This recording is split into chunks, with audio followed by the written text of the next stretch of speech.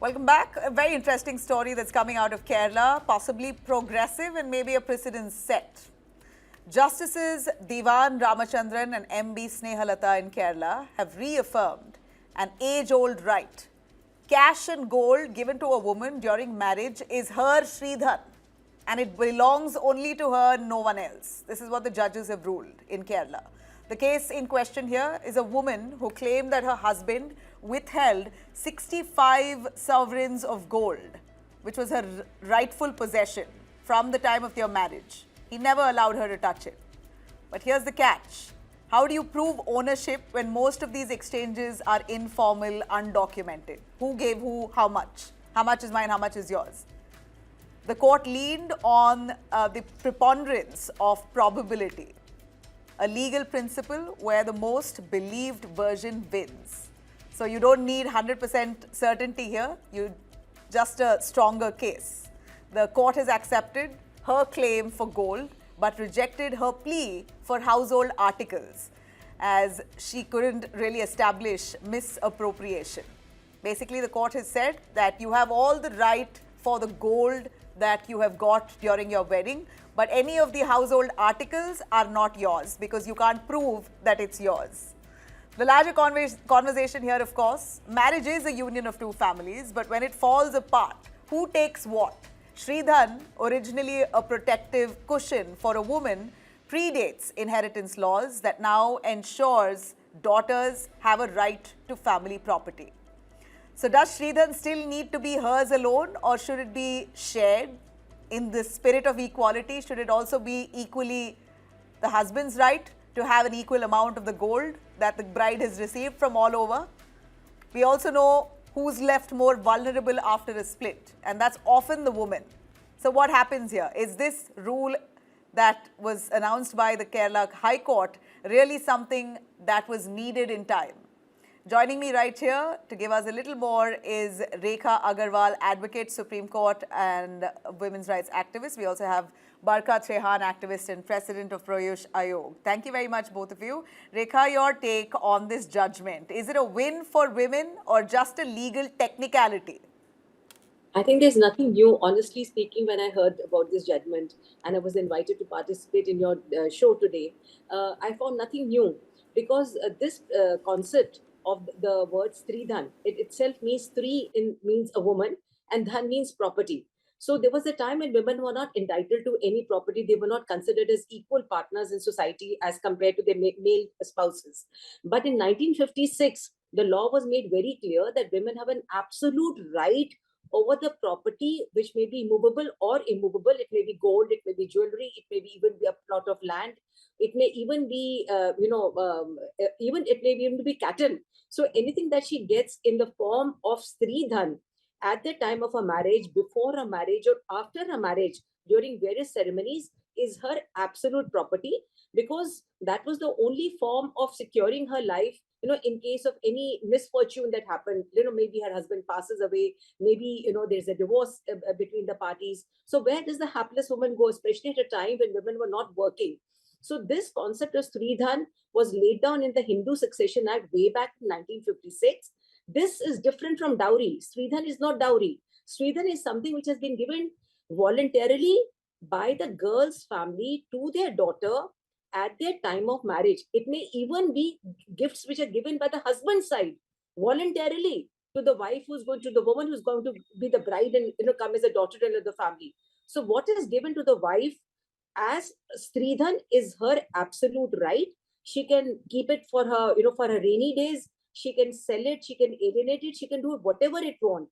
Even if a divorce takes place under Section 27 of the Hindu Divorce Act, it is made very clear that Stridhan is hers, that cannot be compromised with. So I would say that this judgment of the Kerala High Court that we're discussing is nothing really new. It has only vindicated the stand of the various judgments which are there in the past. Particularly, there was a judgment of the Punjab and Haryana High Court some time ago, which was called Pratibha Rani versus Suraj Kumar, in which it was differentiated that Stridhan belongs to a woman. Now, of course, it is very debatable whether these gifts were given by the girl's side, jointly, or whether it was given, unilaterally to the girl. it may be a case where the girl's relatives or the girl's parents want to give a particular amount of jewelry. Maybe it is gold sovereigns, maybe it is jewelry, anything at all, only to their daughter as a form of security, as a form of stridhan. It may not be a joint property. Sometimes it may be as a gift, which is given jointly to the couple, so that they can start a happy married life. For it may be furniture, it may be a house, it may be any other property, it may even be cash or gold. So now the Kerala High Court has rightly said that it cannot be decided. It will depend upon what I say against what you say. That if the girl who has to prove that yes, this belongs only to me, this is not what is being given to my husband, this is my own property, this is my stridhan, I'm a woman, I'm entitled to it, I'm entitled to keep it, I'm entitled to alienate it, I'm entitled to whatever I want. So I think that this judgment is nothing new, and a stridhan is always under Hindu law. In fact, if we go back to our But when you say, ma'am, there's nothing new here, we know of the number of modern day marriages. Despite it being modern marriages, you have, during the time of separation, the boy's family often saying that we gave you that gold, so it belongs to us. Yes, so They just claim that. that's a matter of debate. As the Honorable High Court rightly said, it will depend upon the evidence. Now, in this case, I think that the girl, the wife has been able to prove that the gold articles, I think it is gold sovereigns, were given to her singularly, unilaterally. It was her property, it was her dhan, it was her security. But she was not able to prove about the other properties. So, as far as the other properties are concerned, it may be furniture or any other property. No, but does that also include the gold that's given to her from the husband's side? Yes. In fact, Stridhan means the articles of jewelry which may be given by both the sides, not only by the woman's side, but even her husband's side. So that is something that once the woman receives it at the time of the marriage, supposing her husband and her in-laws have gifted her a particular jewelry item, that becomes her Stridhan. Even if there's a divorce, even if the parties are warring or they may not be warring, she decides to keep that jewelry which has been gifted by her husband in her locker, in her individual locker, under her lock and key, and her husband cannot operate it, so be it. Once it is gifted to her, it is a stridhan to help And her tide now, over the rainy days. based on this judgment, a woman can fight her way if she's not accessing her gold. Yes, in Even fact, if it's given by the husband's side. Now, Yes, Barkha might have a very interesting opinion on that. Yes. Barkha, I'd like to get you in on this. Should Sridhan be treated differently in modern day marriages? What happens to equality here? Equality in sharing gifts. Exactly. So I would like to start with Sridhan is her legal right. No dispute is over there. But let's not forget marriage is between two people. And many gifts are for the couple. See, the couple is gifted. It's not that only the bride is gifted. And we should accept these days because these are modern marriages. Times have changed, so must the law. Women now inherit property. Sridhan was once her only security. Now it is not like that. There is many more things are added to that now. Equality can't be selective. Just now you only asked about equality. It cannot be selective. If woman keeps Sridhan, then alimony and inheritance, where does that leave the man? Where does the husband stand? No security, no protection, only liabilities for the husband. These are the modern marriages, and times have changed.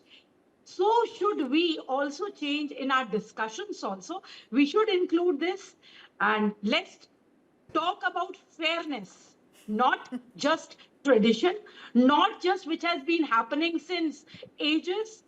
Justice must be gender neutral. Assets, I think responsibilities and support should depend on the need, not on the gender. Courts must also think about protecting both sides. See, the courts have always tried to protect the woman. What about the man? They should think about the man also, and they should protect both sides. I've always Courts been are saying this. gender neutral, but it's more often than not the woman who's at the receiving end in most cases of such nature. So you can expect a lopsided approach. But male voices matter too. and we should hear them. And courts are not gender neutral at all. They are very biased, and all the judgments are tilted towards the women only. The day the courts will stop being biased, things will change, and Okay. these suicides will fall down. Rekha, The a suicide 20 rates of second husband rebuttal, and I will close as I'm short on time. Rekha, your response. I don't agree with what Varka is saying. Whatever is being given to the wife, to the daughter, or to the daughter-in-law, for example, jewelry that is exclusively hers. As far as other articles are concerned, Varka was just speaking about equality. Equality, of course, equality in other things has to be maintained. But for example, she's talking about a woman, about a man's security. The man doesn't need any security as far as movable and immovable articles are concerned. Whatever the husband owns in his own name is his own property. Whatever is his ancestral property is his ancestral property. So where is the tug of war between the husband and wife? Whatever is a joint property, for example, if there's some furniture or there's for example, there's some white goods, a fridge or a TV, etc., which have been given to the daughter at the time of marriage, it may be considered under the particular circumstances to be joint property to be used jointly by the couple. But as far as more valuable articles, particularly jewelry, is concerned, that remains the Stri Dhan. That cannot be assumed to be a joint property where the husband has an equal share. Right. All right. Very interesting. Both of you with your viewpoints joining us right here on Unmissable. Thanks very much. On that note, I'm going to wrap the show right here. Have a great night. We'll be right here, same time tomorrow.